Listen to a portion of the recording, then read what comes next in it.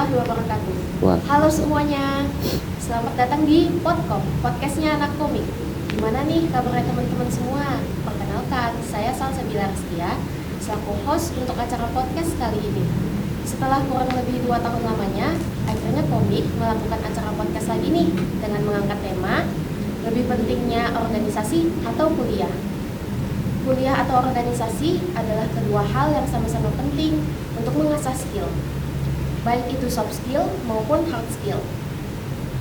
Teman-teman, banyak nih mahasiswa yang mengikuti kurang lebihnya 1 kegiatan organisasi, dan mereka dituntut untuk harus bisa mengatur waktu. Dan kebanyakan mahasiswa yang sudah masuk ke dalam dunia organisasi banyak merasa kapok dan cenderung tidak bisa mengatur waktunya. Tetapi banyak juga mahasiswa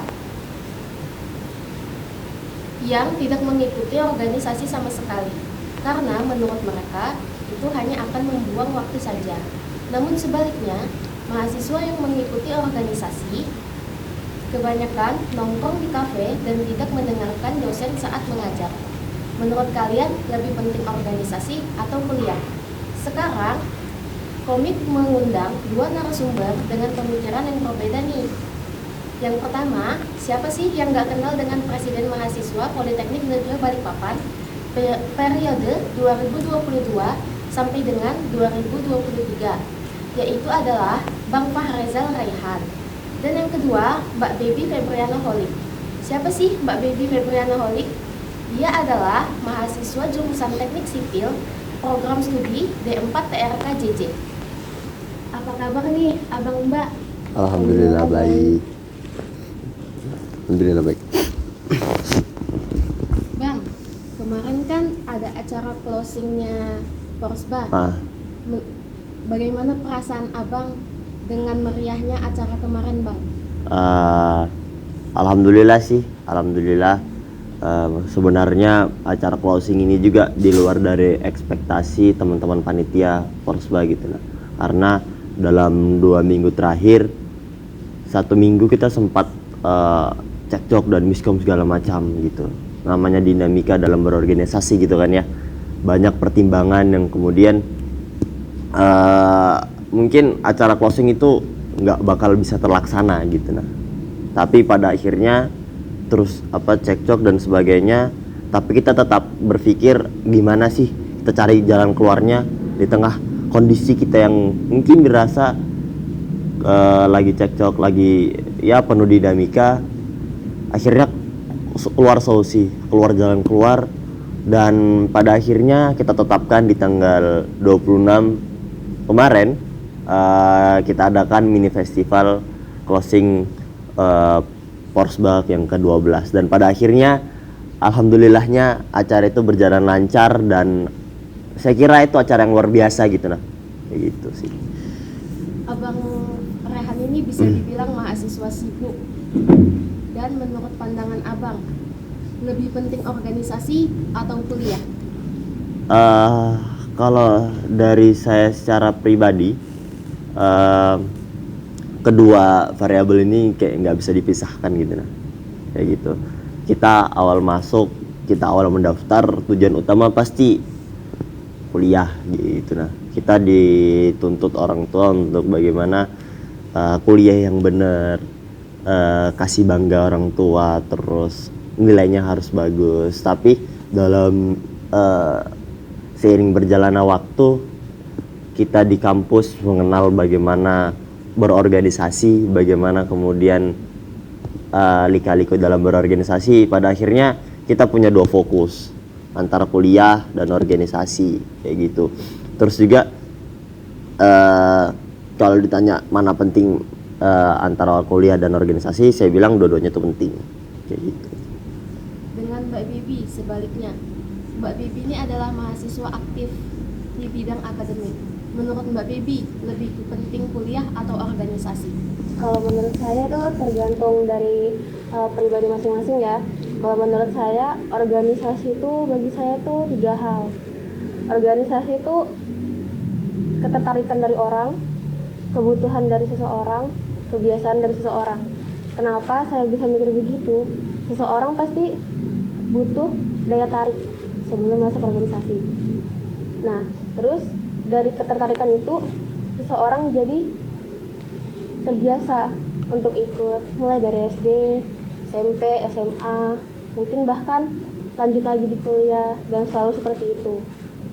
Terus tadi juga saya bilang ada organisasi sebagai kebutuhan. Nah, mungkin ada dari teman-teman nih yang saya dulu SMA pasif banget, saya pengen dirubah, saya mau organisasi ketika masuk kuliah. Nah, kalau di saya sebenarnya saya kurang tertarik karena saya ini orangnya lebih puas untuk belajar daripada ikut organisasi. Sebenarnya bukan hal yang gimana gitu, cuman memang dari sayanya sendiri yang kurang tertarik juga, bukan berarti saya nggak butuh. Di lingkungan akademik pun kita masih bisa kok ngerasain hal dari organisasi, kayak kita harus bertanggung jawab sama dosen akan tugas-tugas yang dikasih. Manajemen waktu kita buat ngumpul-ngumpul tugas itu juga menurut saya termasuk hal yang ada di organisasi. Jadi menurut saya ikut organisasi bagi saya tuh kurang tuh. Menurut Bang Rehan sendiri, Abang kan aktif di organisasi internal maupun eksternal nih Bang. Sepenting apa sih organisasi menurut Abang? Menurut saya tentang organisasi itu sepenting apa sih?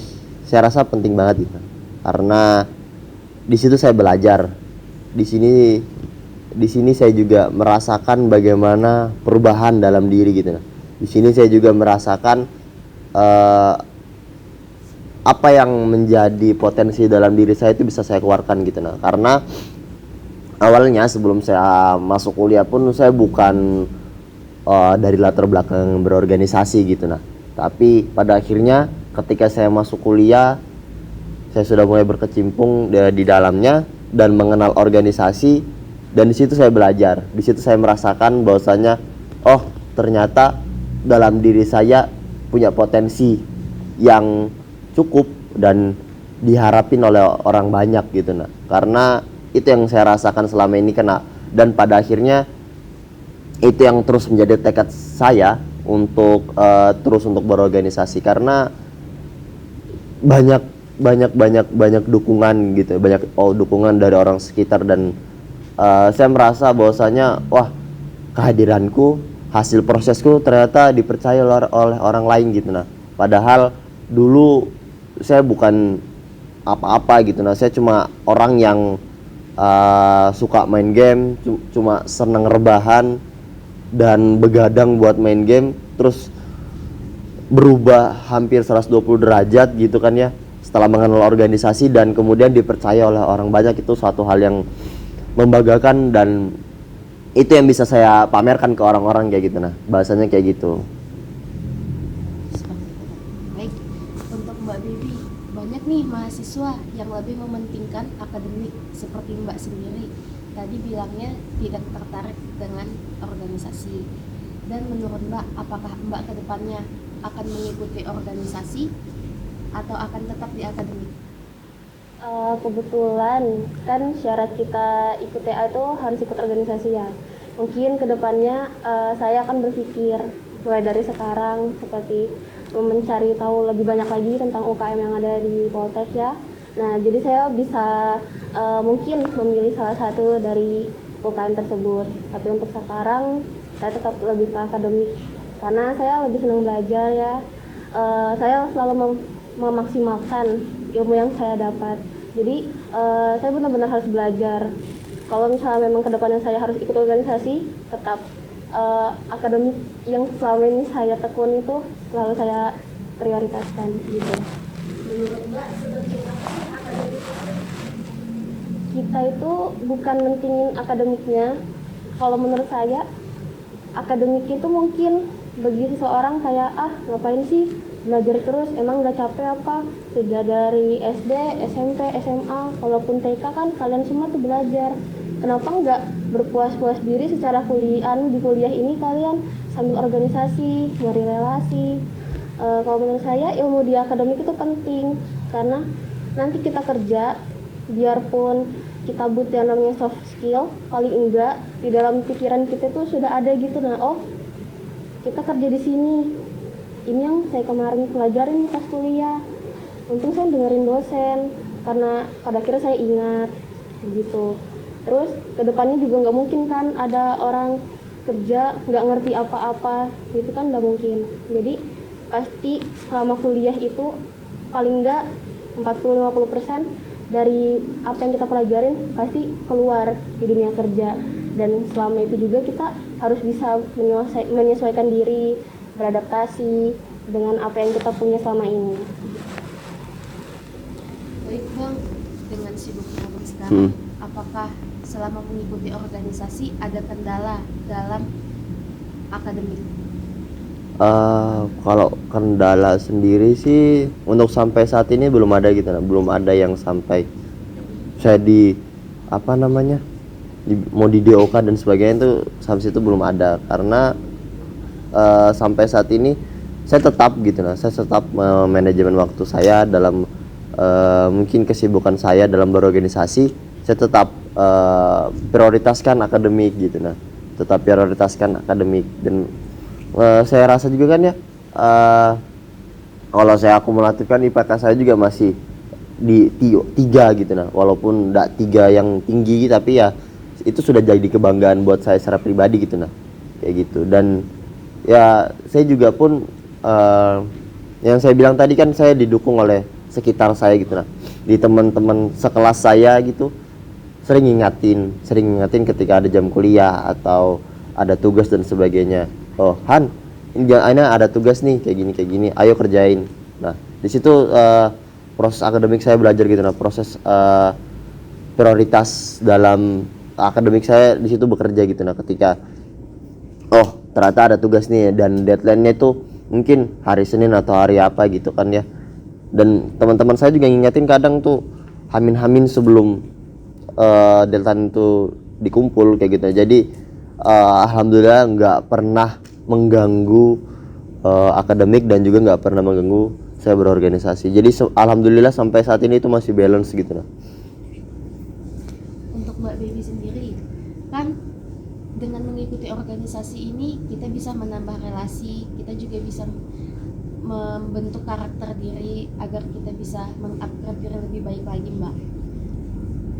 Tapi dengan Mbak hanya fokus ke akademik, apakah Mbak punya cara tersendiri untuk membentuk karakter diri? Bentuk karakter diri itu pasti dari dalam diri sendiri, dari lingkungan.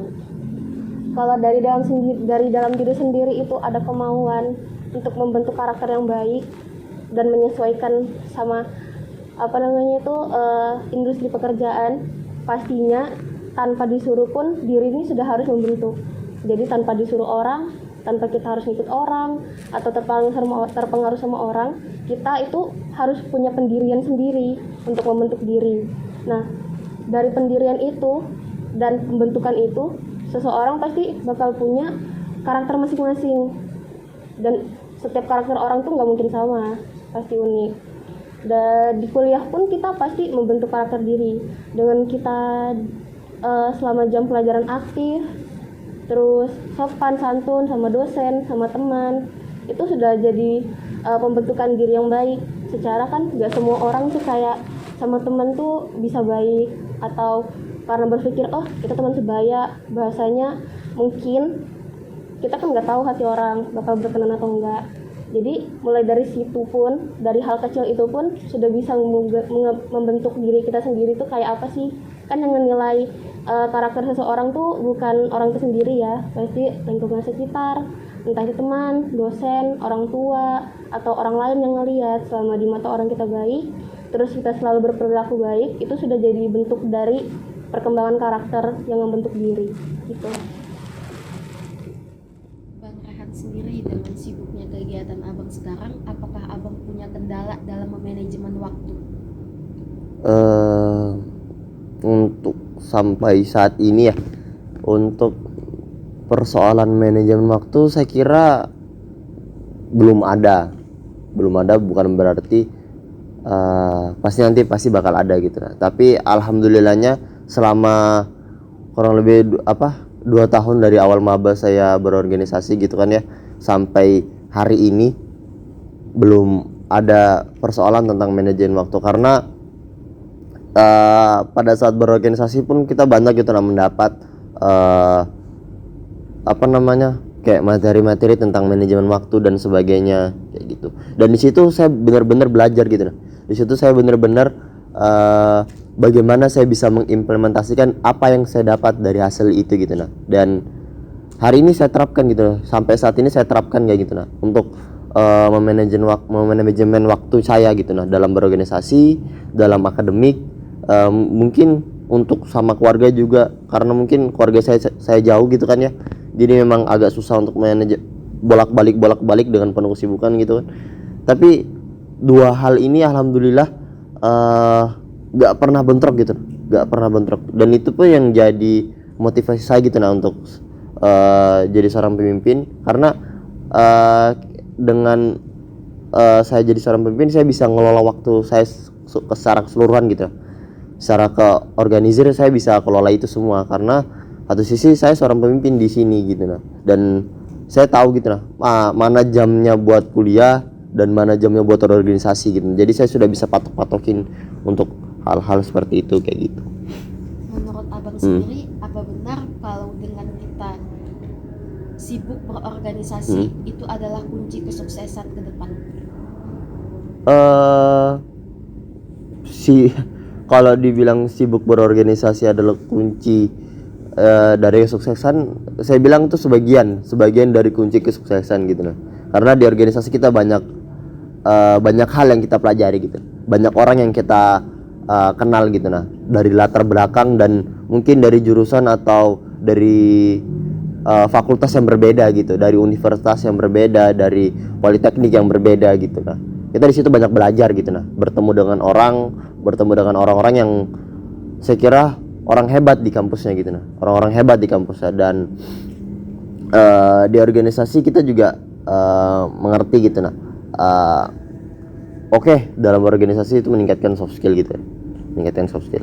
Tapi jangan lupa untuk hard skillnya itu yang seperti apa gitu nah. Hard skillnya tetap kita dapat di akademik gitu nah, tapi kita punya nilai plus gitu nah. Kita nggak cuma berpatok terhadap akademik, tapi kita bisa ngelihat dari sisi orang lain berpandang gitu nah. Kadang kan ada mahasiswa yang sekiranya agak susah untuk connect kalau dosen yang presentasi gitu kan ya.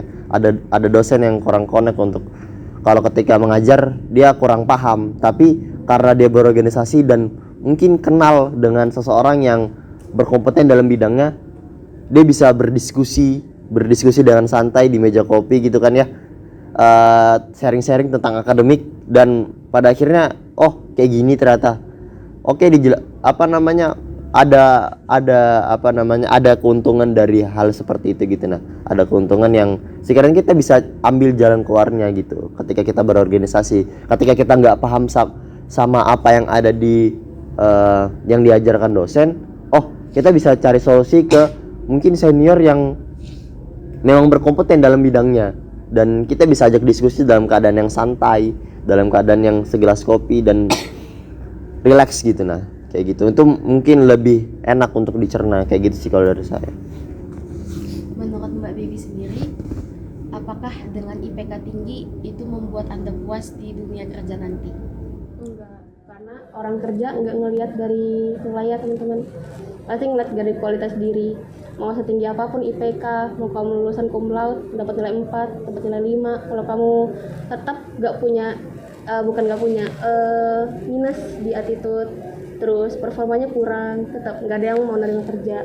Mau setinggi apapun IPK, kalau dari pembawaan diri aja kurang, orang pasti nggak akan mau menerima. Jadi seenggaknya IPK tuh bukan kepuasan, maksudnya gimana ya, tujuan kita akhir kuliah itu bukan hanya IPK, pasti untuk bekerja pun pasti IPK tuh sejalan dengan apa yang sudah kita lakukan mungkin bagi beberapa orang. Karena ada orang yang cuma ngejar IPK doang, tapi kedepannya nggak mikir apa-apa, kayak nggak apa-apa, yang penting IPK aku tinggi pasti aku bakal diterima. Kadang nggak begitu.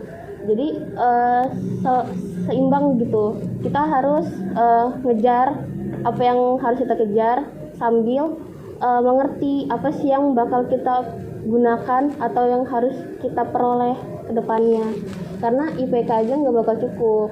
Tetap ya kayak hard skill, soft skill tuh tetap harus kita punya. Walaupun nggak sebagus orang lain, walaupun nggak sesempurna orang lain, selama itu hasil dari kita sendiri, itu udah lebih dari cukup. Selama kita yakin kayak saya baik, saya dapat IPK sejalan dengan apa yang selama ini saya kerjakan.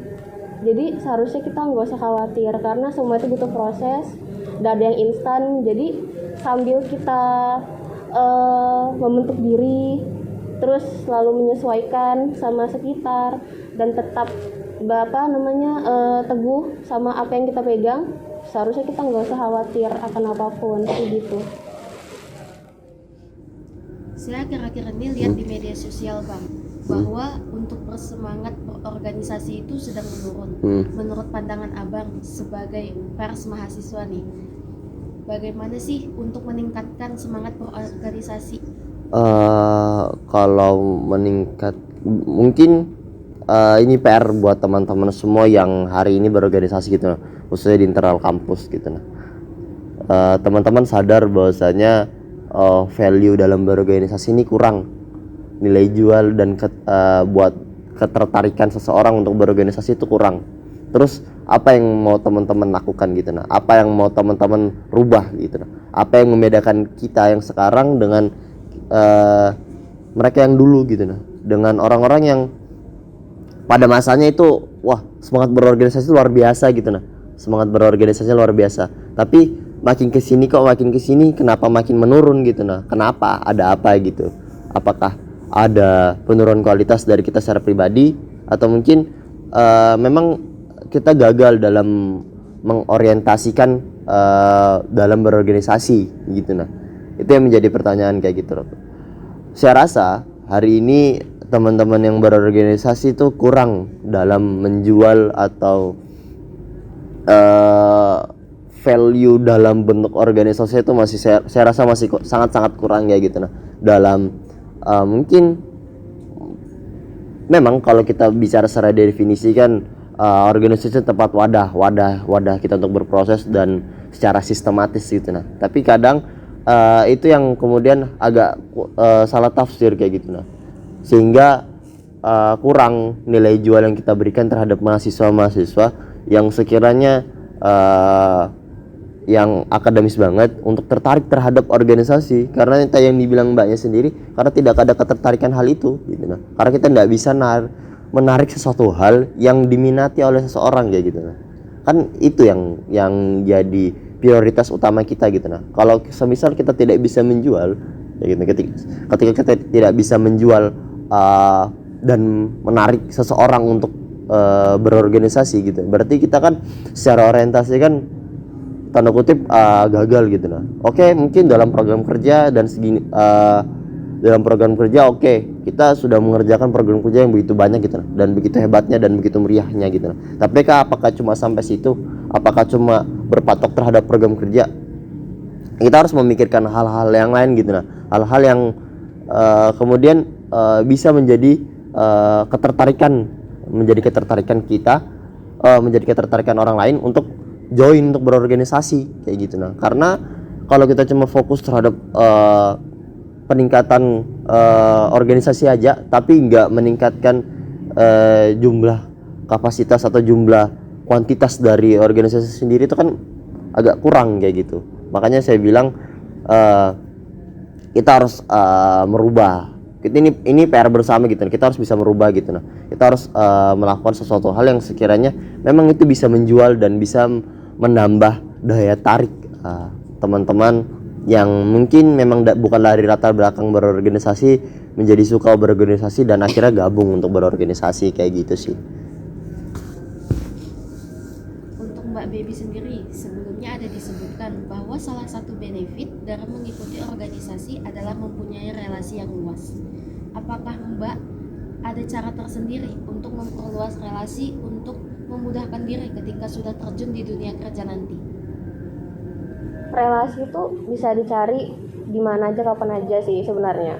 Karena sebagai manusia kan nggak mungkin ada orang nggak punya relasi. Mau itu teman kecil, saudara, sahabat, keluarga jauh, semua itu relasi kan. Dan yang pasti di sekitaran kita pun tanpa kita sadari kita tuh sudah ngebentuk relasi. Dengan kita ya tetap berbuat baik sama sesama itu kan, itu sudah membuat kita menjalin relasi secara nggak langsung.